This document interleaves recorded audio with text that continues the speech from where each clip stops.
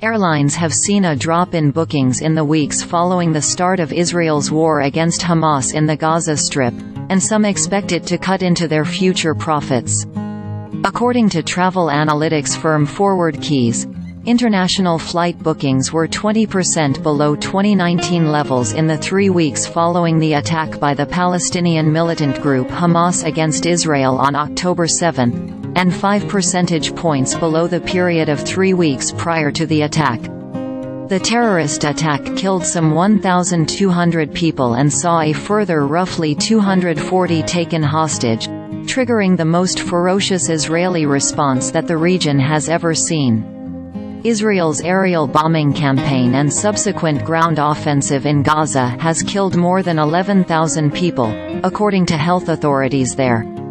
In the days following the attack, major airlines suspended or reduced flights to Israel's Ben Gurion airport in Tel Aviv. But air travel demand to and from other countries and regions was noticeably affected, too.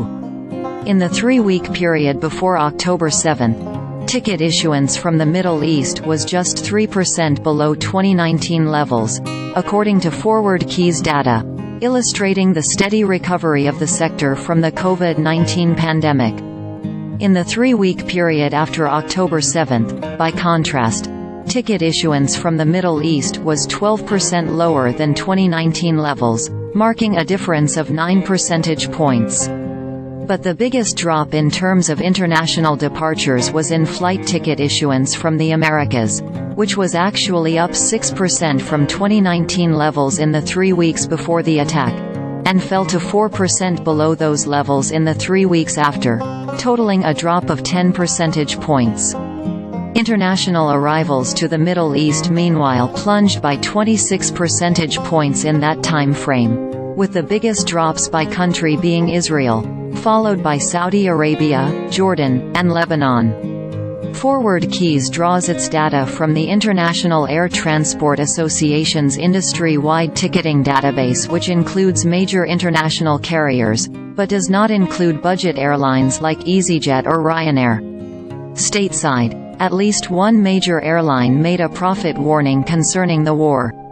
United Airlines in mid-October said that pricier jet fuel and a halt to its Tel Aviv flights due to the Israel-Hamas war would eat into its profits in the last 3 months of the year. United had more service to Israel than any of the U.S.-based airlines, with links from Washington, D.C., Newark, New Jersey, and San Francisco, accounting for 2% of its capacity. The fourth quarter guidance for United was bleak and worse than our estimates, Helane Becker, an airline analyst at TD Cowen, wrote in a note following the carrier's earnings estimate. Given the projections that this will be a long war, we are looking at the lower end of the forecast range and assuming no service by year-end. The United Arab Emirates national airline, Abu Dhabi-based Etihad Airways, continues flying to Israel.